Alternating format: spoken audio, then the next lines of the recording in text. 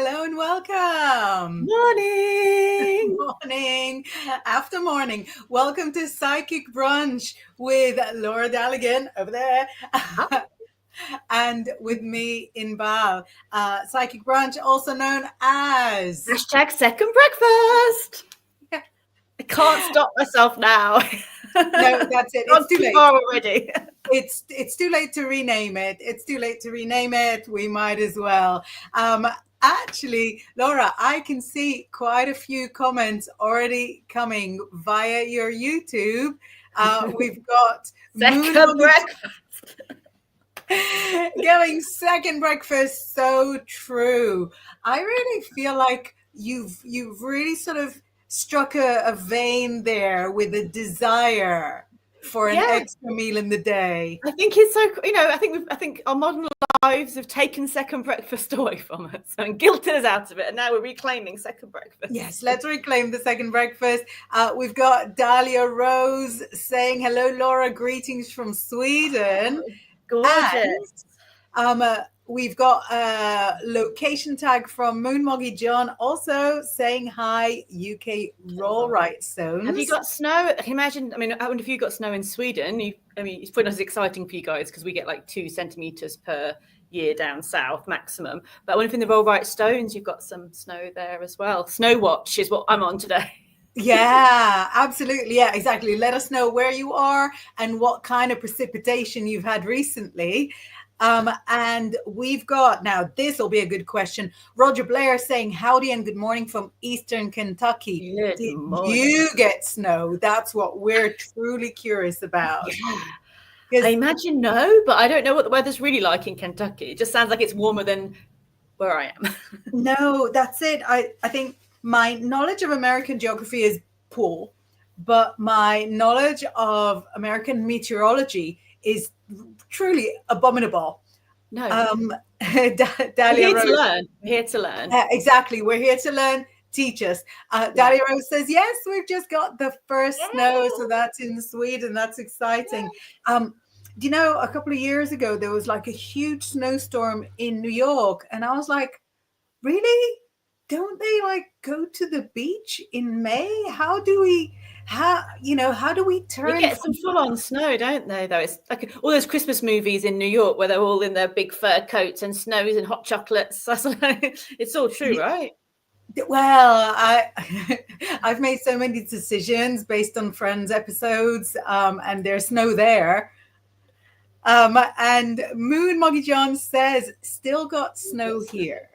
Nice. So we've had the full moon brings a change in weather, and it has been sort of quite a spectacular change from an autumn where we had like, even up north where I am, where it's always cold, we've had like 10 degrees, really manageable, didn't really need a coat every day.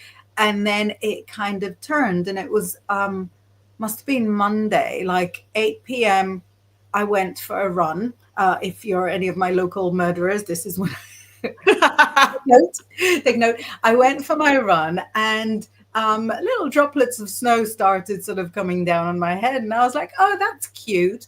I got to where I run to, which is like half an hour away, and then I turn and run back, and I already sort of left footsteps in the snow. Ooh. And when I turned back, those footsteps that I had left were already getting filled up, and I was like, wow, that's serious. That's happening. Yeah, absolutely. And I think it was like at Samhain or around Samhain, I was up on the hills and there's a car park there and they were selling ice creams up until a couple of weeks ago. And it was the kind of weather where you thought, maybe I will. Where now you're like, no. Why not? Why not? I don't think it makes you sick. I think it builds up your immunity. Of course, we're not here to sort of give you our insane. Eat ice cream, you'll be fine. Well, we've got a weather report from Eastern Kentucky saying it's 33 Fahrenheit, which I think is quite chilly. Is Fahrenheit, that's minus 25 divided by 2. So it'll be about 4 degrees. He says they're calling for a chance of snow. Are you checking on another browser? What's 33 I would not Fahrenheit? be doing that, but it's freaking freezing in Kentucky. Yeah, it's like 0.5 degrees or something like that, according to what my research. Exactly. Yeah. educate yourself because you have a Google. But yeah, so that's really interesting because we think of like the southern states as always being a bit warm, because we're far away. We know nothing. That's good to, I'm very curious what thingy line, like what do you call the vertical lines, what thingy line Eastern Kentucky is, but that's really for our own research afterwards. So we'll know about that later. Cool. Right, so we've had the full moon, got very excited about the full moon, but we've got a big change today, and it's a big change that kind of brings on the sweeping of the festive season as we are switching today from the season of Scorpio, mysterious, esoteric, dark, stay at home, cozy, but kind of sexy, into the season of Sagittarius. And Sagittarius is one of my favorite seasons. Sagittarius is chaotic, it's loud, it's forgetful, but it doesn't mean to be. It wants to be a good friend. And it's excessive. There's too much food, too much sugar, too much drink, staying up all night. That's starting today. Laura, have you felt any traces of it already sort of entering your scope today? Because I have like two. You had what, sorry? I have two examples. It's like 11:30 in the morning. I've been awake for like 4 or 5 hours. Already have two examples for Sagittarius. Cool. I mean, I've only hung out with horses this morning, so I mean they're always quite saggy because it's always about food and poo and things like that. So it's always fun and down to earth and funny. So, but that's every day. So no, I haven't actually seen any humans yet today. So Funnily enough, nor have I, because I was supposed to meet my friend Monica in the park today at 9 a.m., which we arranged weeks ago. It's one of my only like kind of mystical local friends here, because when we knew each other, everybody was in London and we saw mystical people like all the time. You still see mystical people relatively frequently, although the fact that you prefer the horses is really telling. But sometimes prefer. But anyway. but like my friends here are really muggle, really sort of mainstream, which I kind of love. I love the mainstream aspect of my life, but I was supposed to meet Monica and I didn't. And I never forget an appointment. But that, to me, when that happened, she rang me on 3 phones before she called me and said, I'm at the park. I was like, wow, that is so Sagittarius. And Monica is Scorpio, so she's still living Scorpio season forever.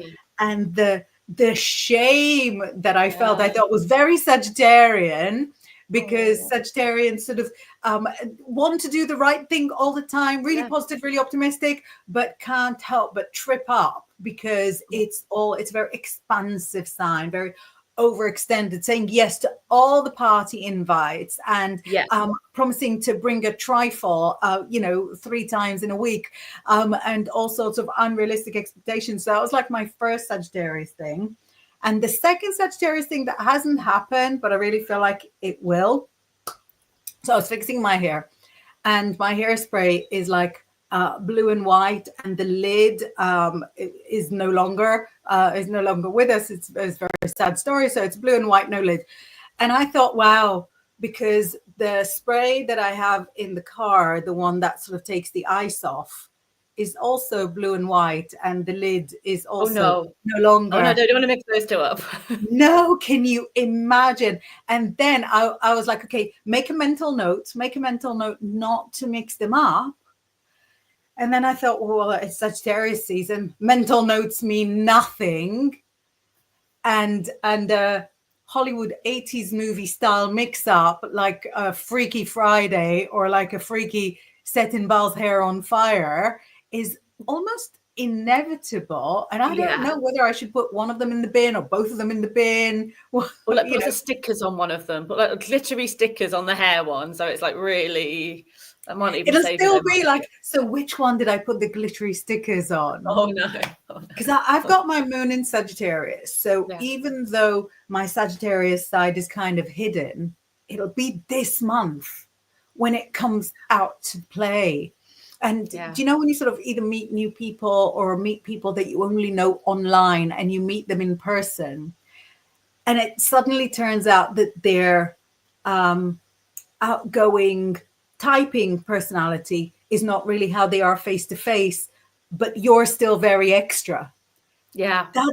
That's Sagittarius season for me. That I'll come and sort of meet new people that are not really new. It happened last year where I sort of came in contact, sort of met an entire office that I've been working with for a long time. And we always have like really cordial emails with lots of exclamations, lots of ha ha ha, you know, lots of what do you call it? Lots of banter. And then I was in their office and they're all like that.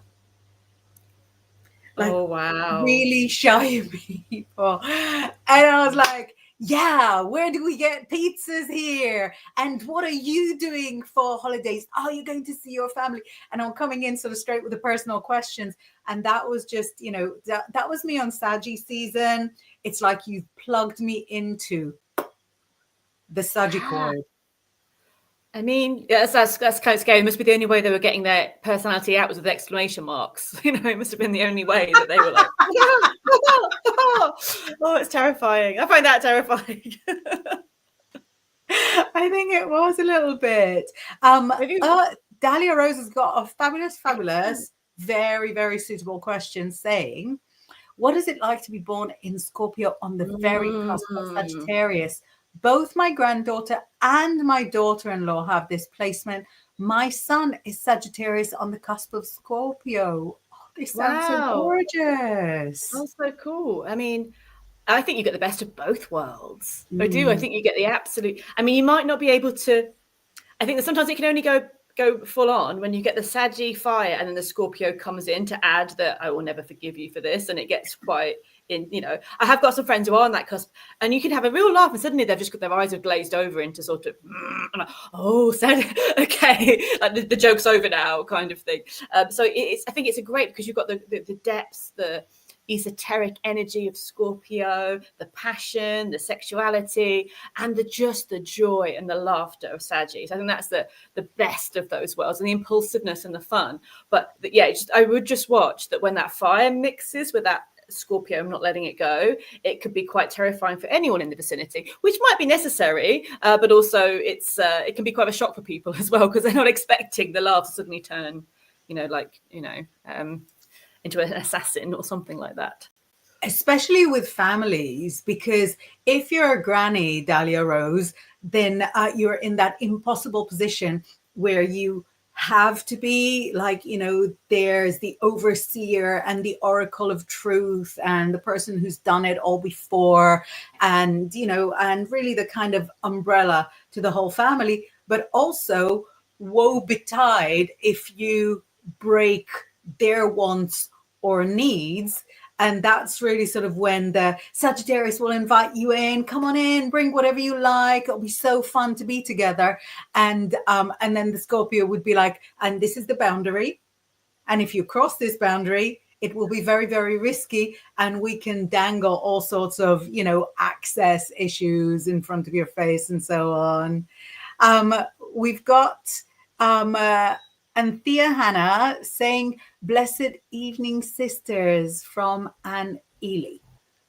Blessed evening. Yeah. What time is it with you then?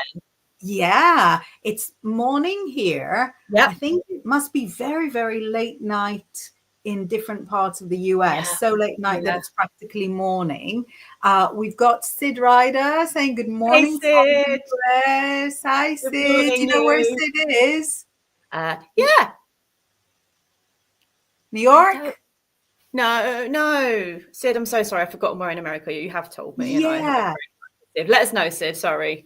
Let us know, because it makes a huge difference whether it's like, 2 a.m. or 6. Are you an early riser, a late go to sleeper, or in between? So let's sort of open the please open send some questions in for us. the stage. Exactly. You know, you're saying about it's a shift. There's so many things have shifted in this last week.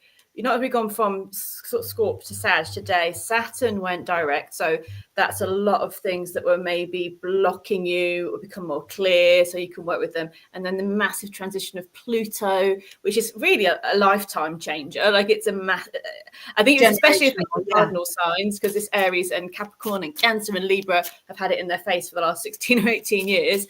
So it is a bit of a turning of the tide. And then we've got Mercury retrograde coming. So we might not know where we're coming or going with everything that's shifting. So yeah, we've got this sense of freedom today with Sagittarius, which I think is really good, because a lot's kind of bubbling up the surface. So Saggy might just like, hey, it's all changing. Let's just have fun. Yeah, I think they're really in keeping, because the Saturn is kind of a little bit too grown up at the best of times. Then when it goes retrograde, then, you know, it clouds over all the parts of you that you do appreciate that they're grown up. So when that goes direct again, it's like, phew, I can be childlike again. And that's all you need when it's already Sagittarius. So you're skidding down the slide of life. I feel like they match in a maybe slightly risky way, but it's still better than a mismatch in a risky way. Exactly. And with Mercury retrograde, we can say things that will be taken wrong either way, so you may as well just say them. Exactly. Out with it. You know, sometimes you look at an email and you're like, or I'm like, should I go over it again just to make sure? Send. Because those extra like 10 minutes of making sure that all the words are good. No, send. Authentic voice. Go with the authentic voice. It's Saggy season. We have an answer from Sid Ryder. It's 10 to 7 in Indiana. That's it. Sorry. That just sounds, I'm sorry. Terrible brain for remembering things like this. Sorry. Yeah, it is just like no flicker of recognition. So I think both of us will be like, right, what do we know about Indiana? Right, we have a beautiful introduction from Anthea Hannah saying, blessed evening, sisters, from a neutral, eclectic, feminine, gay witch wannabe from here in the Philippines. Hello. Fabulous to have you with us. We are coast to coast and around the world. So if you're new here, we're in the UK. The Bigfoot Outlaw channel is in the US, and the psychics that are involved in all the different shows are from all across the world. So it's very exciting for us to have you here from the Philippines. That's beautiful. Absolutely. Shall we pull you a card just for your nice? Oh, what a nice idea. Yeah, let's pull a card for you for your awesome greeting. Okay, you got interesting. The Four of Pentacles is coming up, and the Knight of Swords.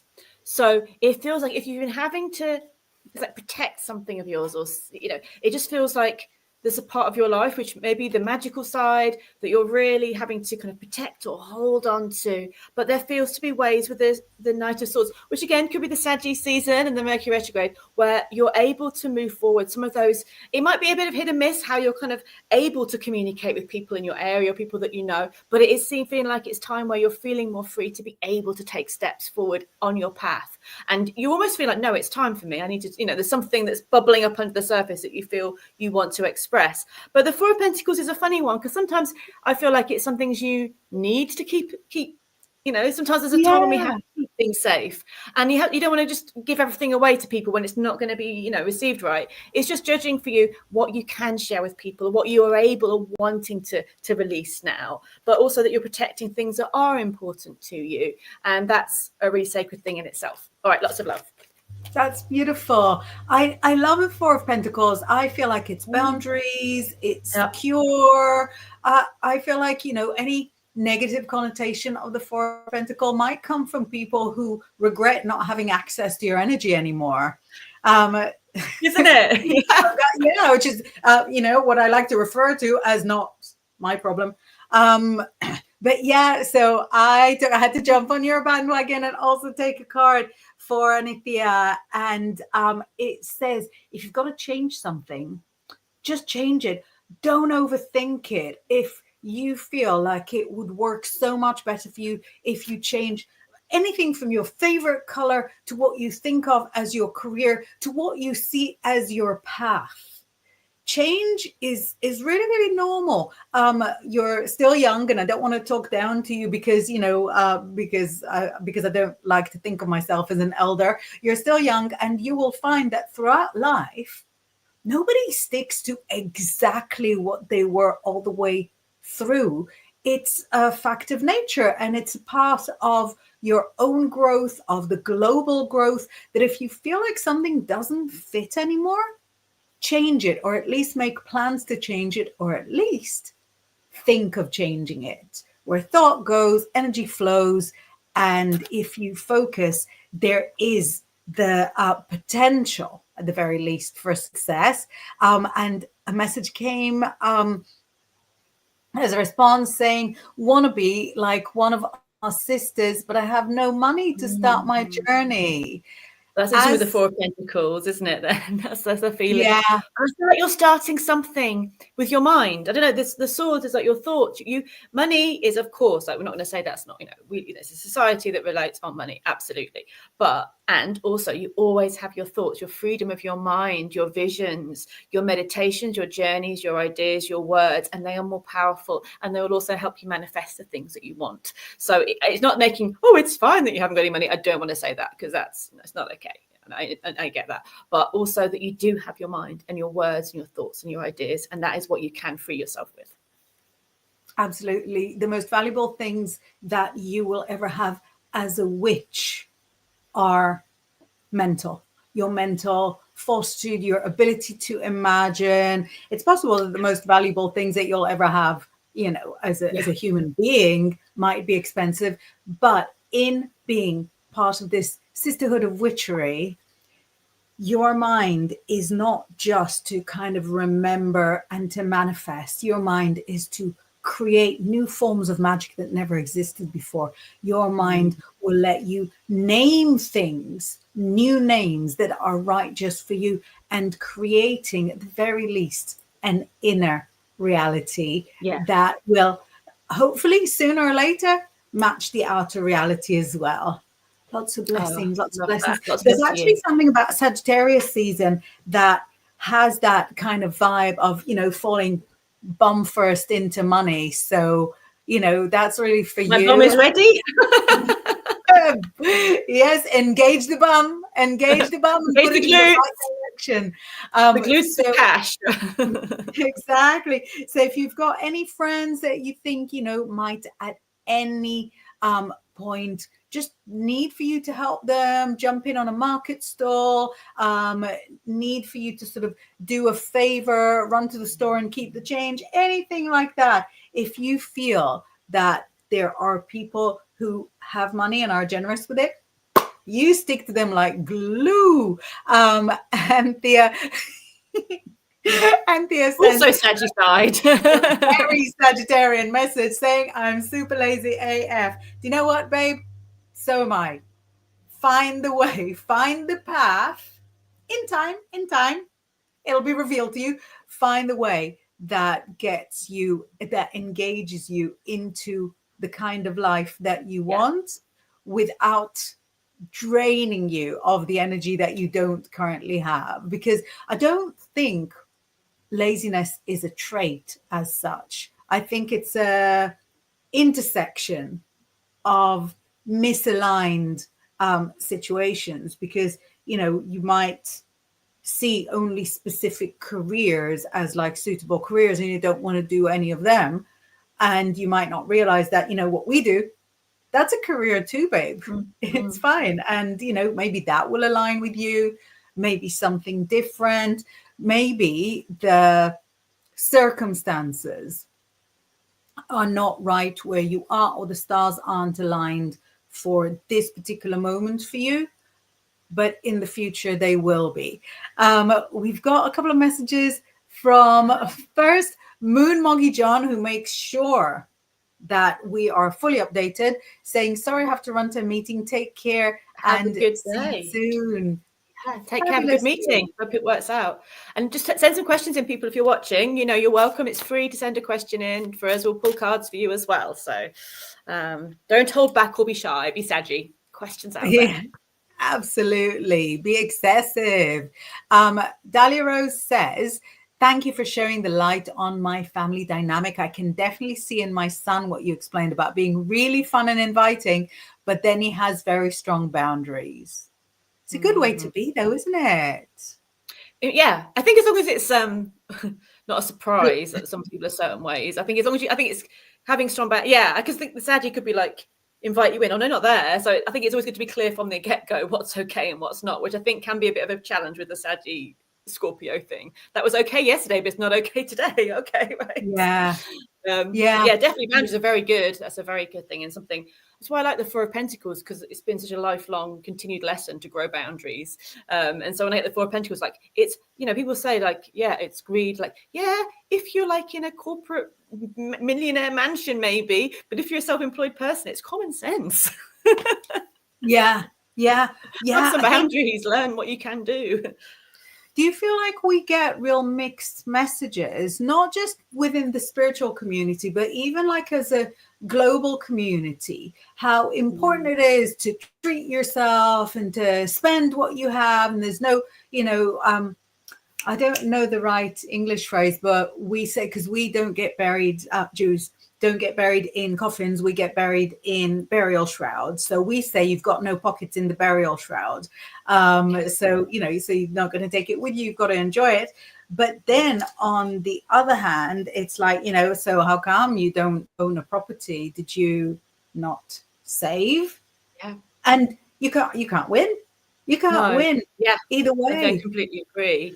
Yeah. There's such mixed messages. And I think this of guilted either way, whatever you choose, you're kind of sort of given side eye. You chose you're cheating yourself again, are you? Well, that's because she's got no children. That's what I get, kind of thing. You just get that sense of like, but there's always there's so many different sides to every story, isn't there? And people just kind of see one thing and they take the little judgment out, and it's like, Yeah. I think that there's no funner judgment than like real pointed judgment. Yeah. It's really specific. I can see an entire 1 degree slice of your 360-degree life. Yeah. And I have opinions about it. Here you go. Type it away.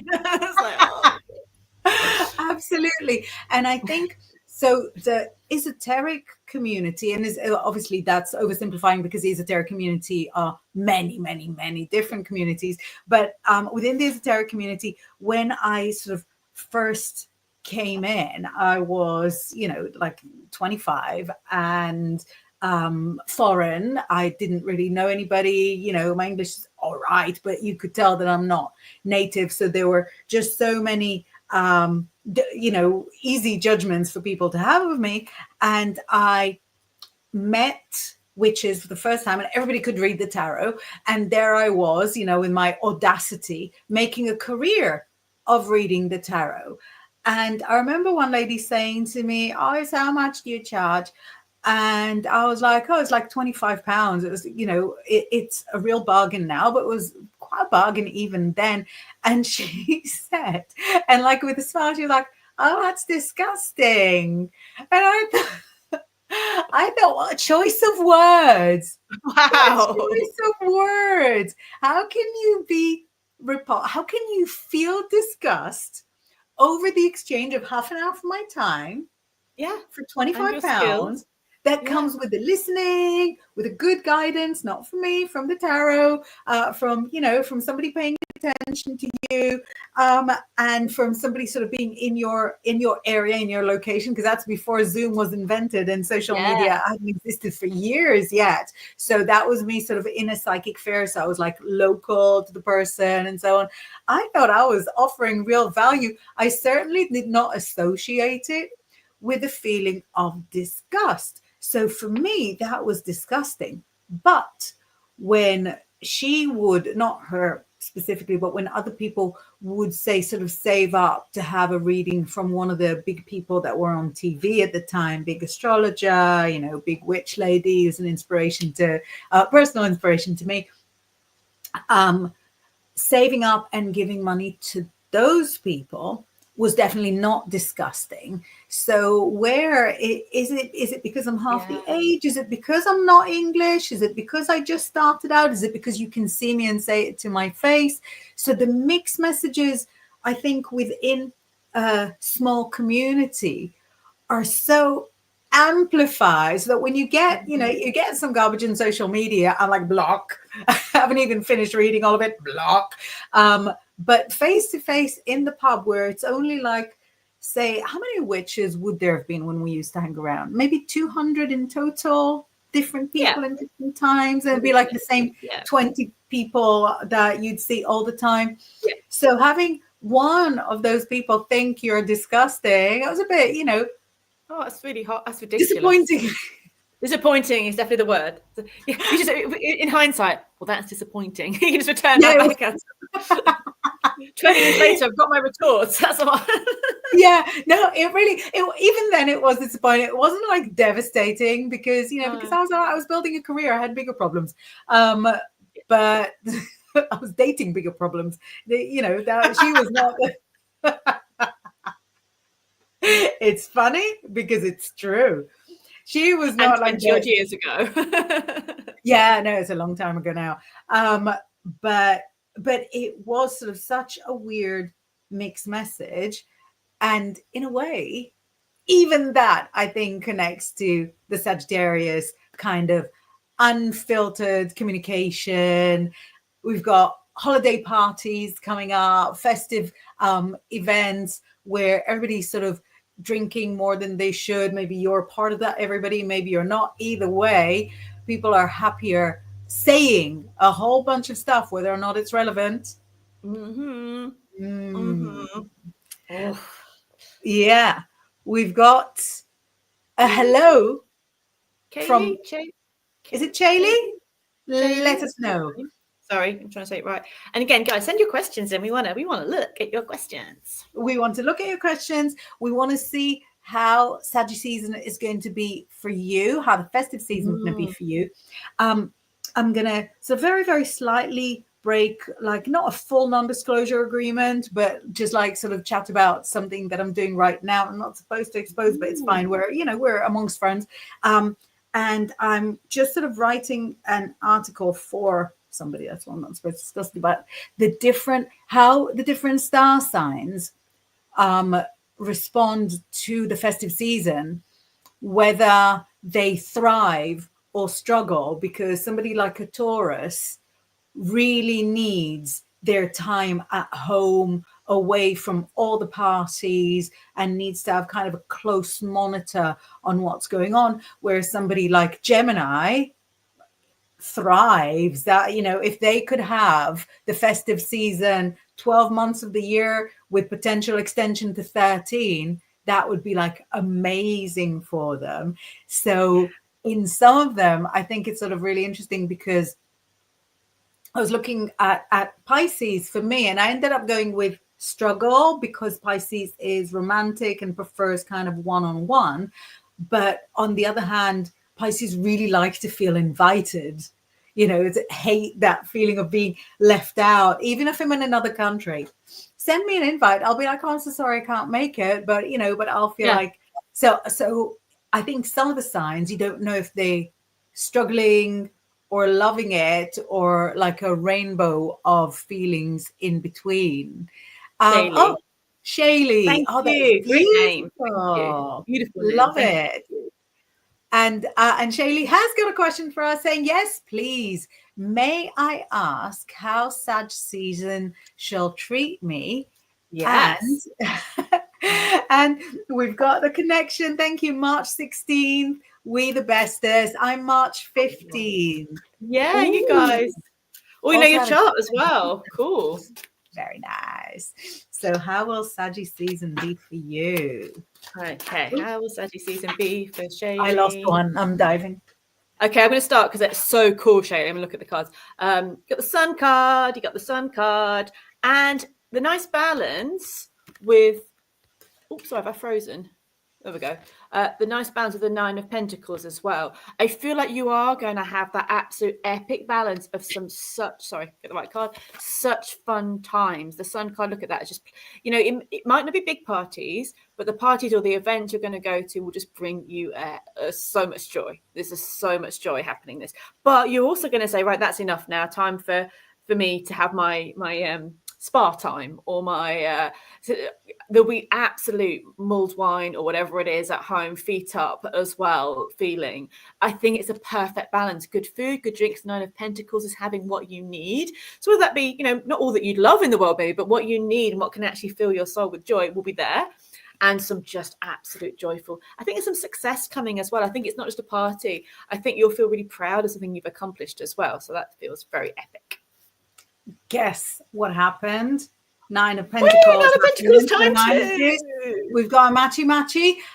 So success is coming. It's Sagittarius season. Woo! Should we make a sound effect when that happens? Cha-ching! It's so exciting because it's going to bring an offer, like a job offer or a partnership offer from female contact, somebody who wants to get something off the ground with you. And it's definitely worth doing it because it's like immediate remuneration. And yeah, for all the parties here, we've got the 6 of Wands. It's exciting. And you know what? You are a strong boundaries Pisces. There's not a lot of us, not many, so that when it gets to the point of the party where it's enough for you, you say goodbye and you're out the door.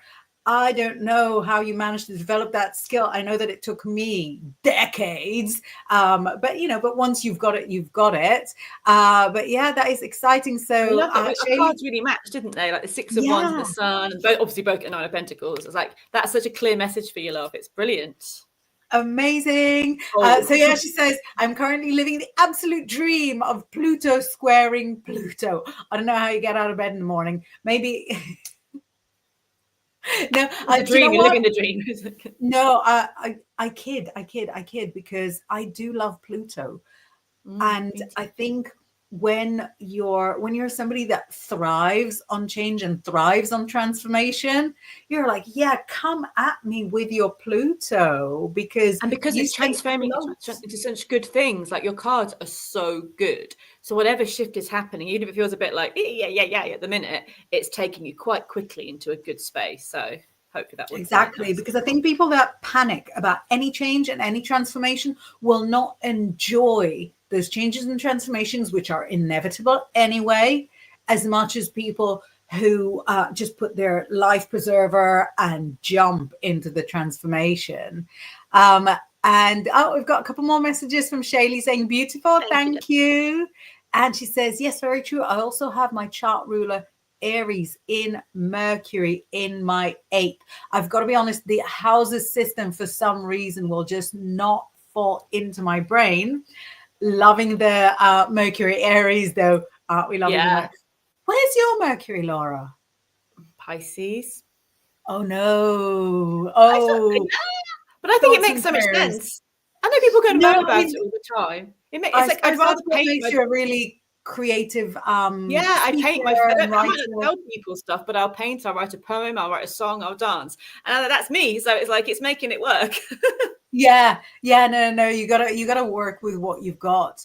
I've got like a few of my children have Aries Mercury, and I tell you, you've got to be able to take criticism in my house. Who made these noodles and why do they smell of poo? And Shaylee says it's one of those transits for sure. I also am fond of Pluto, Scorpio, Mars, Saturn, and Pluto. All the transformation. Oh, love it. Ready for it. She says change is the only constant that exists in this existence. And going, yes. Truth. Love it.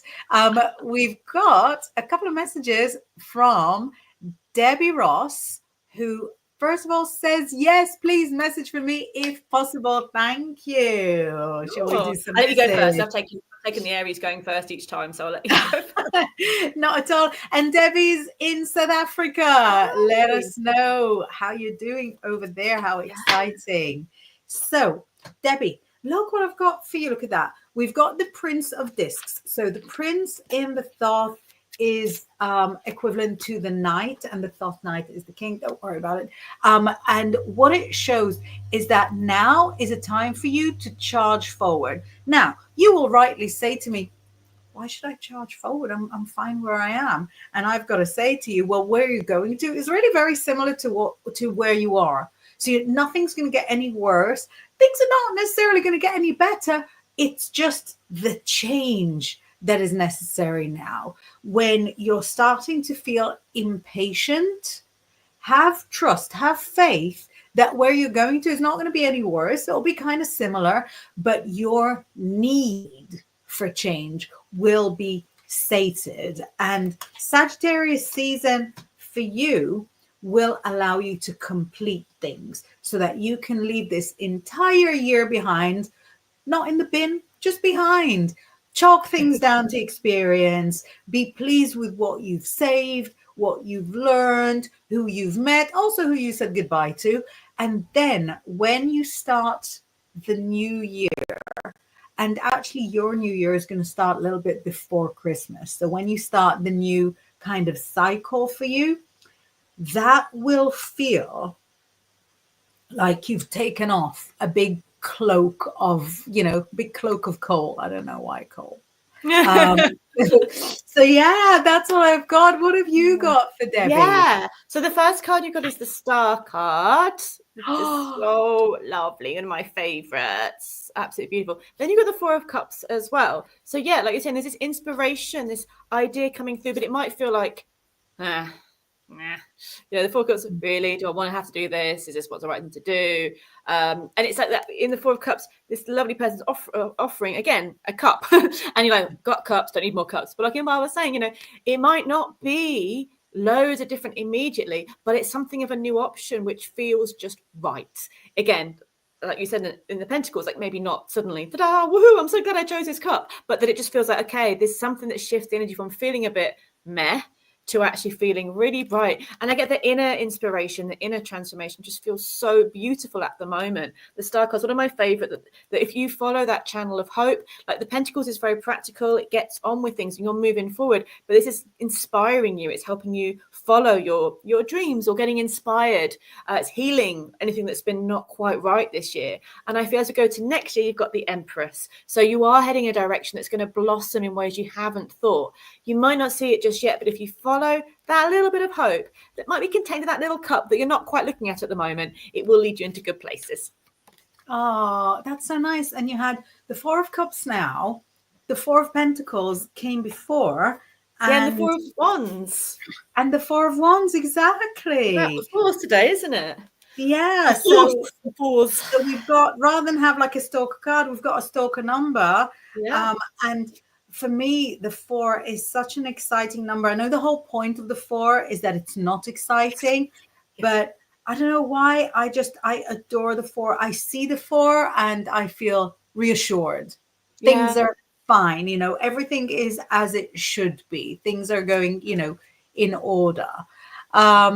We've got a good morning from Scott. Hi, Scott. So nice to see you.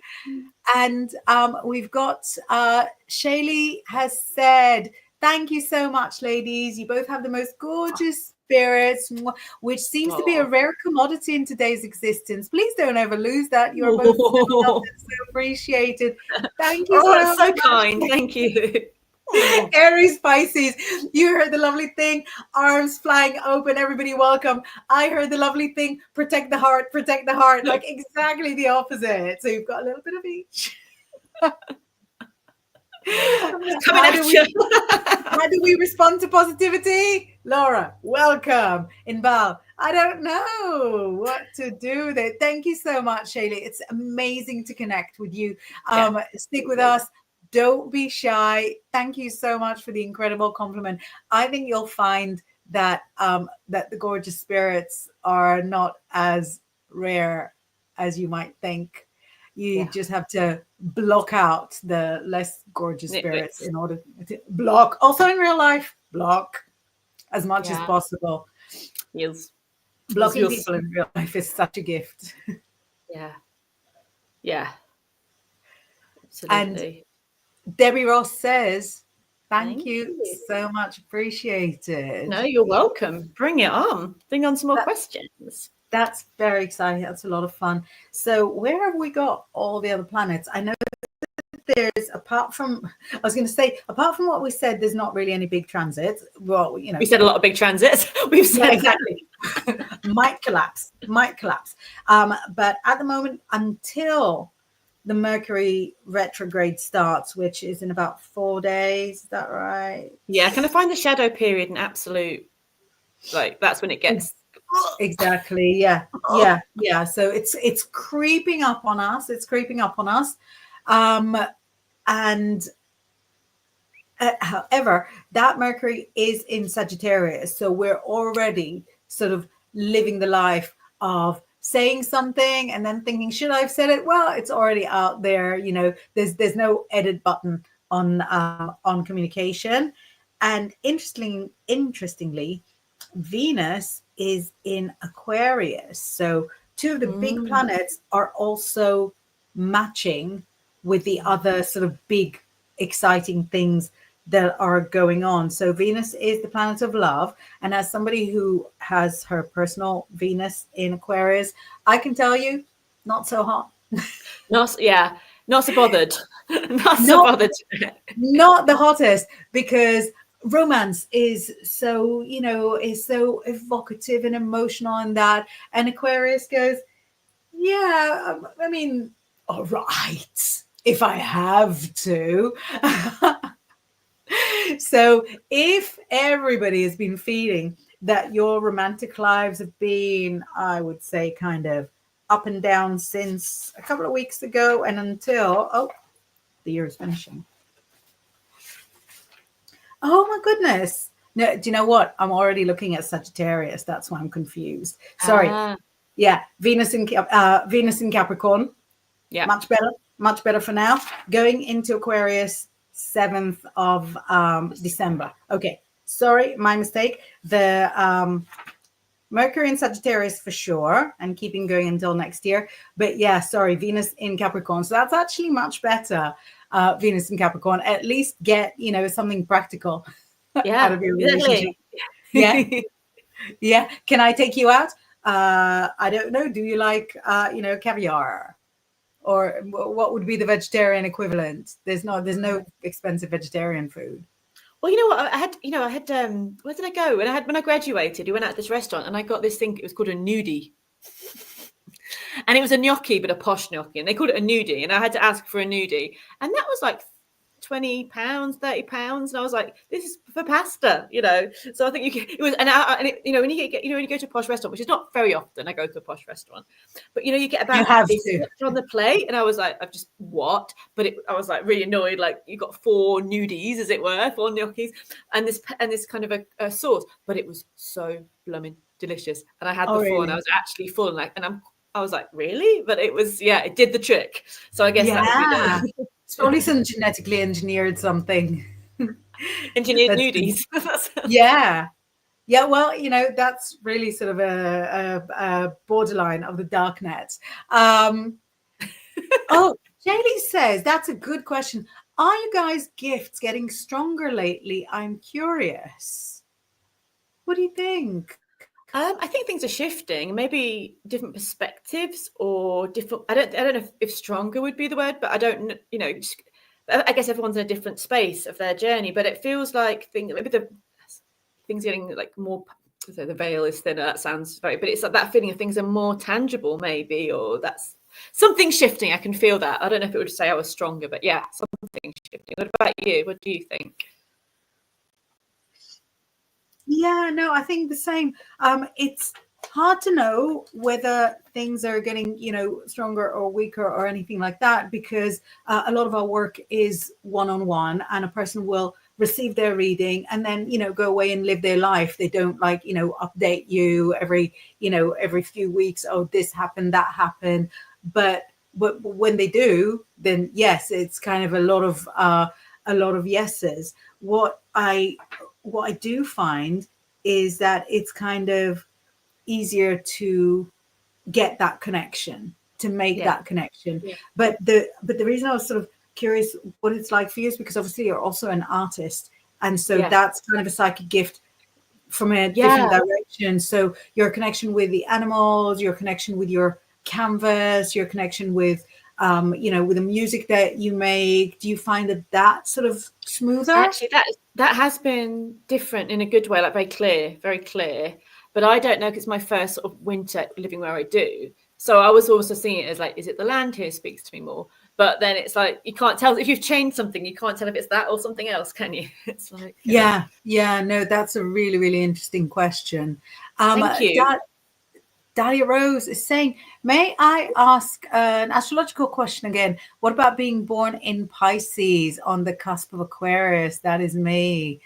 That is a really interesting placement. I used to know quite a few witches that were on that cusp, and it would be the people kind of on the periphery of the community. So it wouldn't be like sort of going out in the woods, throwing their clothes off and waving knives about witches. It would be me. It would be the witches that Pisces on the cusp of nothing. But it would be the witches, because it was quite a few people that were February 19th. And it would be the people that would have loads of knowledge.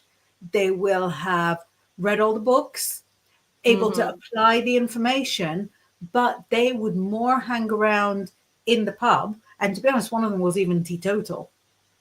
They would hang around in the pub and have conversations and spark up ideas and be part of the more kind of innovating groups that would have kind of the reputation of the kind of change makers. So in my experience in witchery, that's where those people are. How do you view the Pisces on the cusp of Aquarius? I don't know if I know many people on the. So I was just seeing it as that from what you said, is that's a really almost like that edge walker, that hedge witch, the one that would be in between the worlds and being able to commune with people, but being in that in between space. And you find like in tales that's in history and in tales that's quite a theme for the witch, that she would walk on that edge, and that she would again maybe not be in the center of everything going, hey, here's my cures for this. Is that people have to maybe come to her,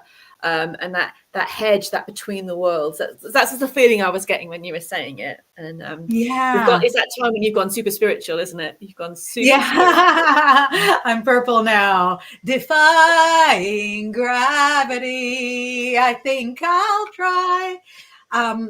But the sort of the witchy aspect, because the Pisces is very hands-on. It's the healer, it's the brewer of potions. The Pisces hands are always covered with dirt and essential oils and pots of worm, because dirt is never clean. Whereas the Aquarius have got like a huge library and a library card and all that knowledge. And I think for the cusp, one side will kind of feed the other.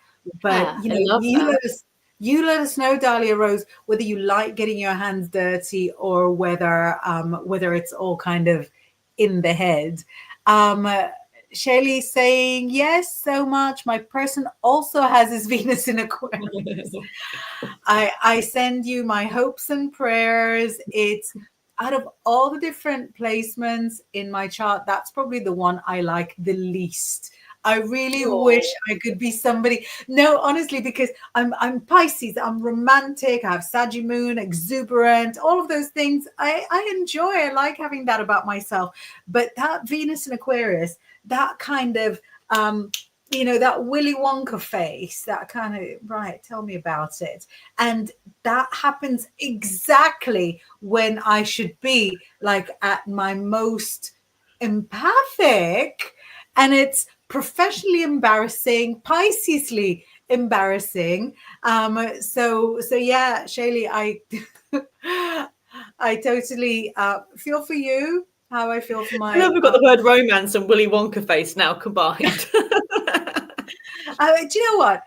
Gene Wilder to me was one of the most romantic people, and years, decades after his wife at the time passed with, I think, womb cancer, he still talked about her in such romantic superlatives. So when I think Willy Wonka, I think sexy blonde Jew. It's not. I know. I don't know anything about Gene Wilder, so I didn't know that. That's really interesting. He was a frequent collaborator with Mel Brooks, who I'm also a huge fan of, and the black and white movie with the Frankenstein. Okay, I send you a list of movies. Yeah, I have not seen any of these things, so yeah. You find the time. Nothing is politically correct and everything is phenomenal. But yeah, no, to me, Gene Wilder is an absolute god. So when I see the Willy Wonka memes, I think, adorable. I wish it was a little bit more like me. So Shaylee has got a couple more messages. saying, that's for you. My creativeness has been off the charts as well lately. Go with it. I think just jump into that energy. Yes, thank you. Yeah. She also says purple is royalty. Queen I don't know how to fix that, because I've already restarted the computer earlier. So this is what it wants to do with the restart. And she says, in my Western chart, my Venus is in Pisces. In my sidereal chart, it is in Aquarius, though. That's interesting. So you might have a little bit of both. We've got a couple of laughy faces. And then she says, you all just make people work harder for your love. That's all. Yeah, I know. It's worth it, though, if one is able to gain your trust and love. Yeah. No, I tell you, Shaylee, even when one is able to gain our trust and love, we still have this face that makes it look like you haven't quite managed to gain it, or you very easily, lost our trust and love. And for that, on behalf of everybody with Venus and Aquarius, I would like to extend my sincere apologies. Thankfully, we haven't even got time to talk about my Venus in Gemini, because everyone runs to the hills, Yeah. even though it's got such a bad rep. And I'm like, really not? No, Venus in Gemini is, well, it's still air. It's not the best, but it's certainly not the worst. I've got Mars in Gemini, which, also sucks, but in very, very different ways. It's all, it's a bit of a jigsaw puddle, isn't it? Jigsaw puddle, that's what it is. It really is a jigsaw puddle, exactly. So that's really all we've got time for today. This has flown by. Yeah. Thank you for everyone that got involved with our loveliness. What have you got planned for the season? How do people get hold of you? How do people book you? Yeah, just come and find me at allthews.laudaligan.com. I'm going to be available for readings in December, and your pre-Christmas readings next year as well. I'm going to be head down writing my book, so I'll be I'm also running a retreat in December, also an online retreat, so you don't have to get out of the comfort of your own homes. So it's a real winter goddess retreat, just to kind of really, it's called the Winter Mothers Retreat. It's the third year I've done it, and it's so beautiful. It's just having your own magical fairy tale landscape coming to you. So you can find out about that on my website as well. How about you? What are you up to? Amazing. I've got a brand new little tiny mini course for making sigils. Oh, nice. Now. So much fun. So it's so much fun. I love sigils a lot. I sort of doodle sigils whenever possible. Actually, as part of the course, I show a sigil that you made for me very, very long ago. Where it is. It is in my everyday diary.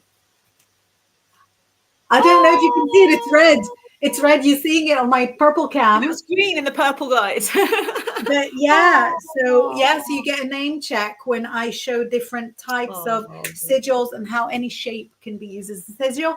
Absolutely. So I've got that at an insanely low price, which is staying, so you don't have to rush to get it. I'm not going to pressure you. It's on at £11. You get to keep it forever, and it's about an hour and 10 minutes, an hour and 15 minutes of practical content. Get pen and paper, or or just memorize. So that's my fun thing, and readings available as usual. You've got our details scrolling at the bottom. Amazing. Shall we say our goodbyes? Goodbye. Thank you so much, everybody, and have a wonderful week. And we'll see you next Thursday for second breakfast psychic brunch. See you next week. See you later. Bye.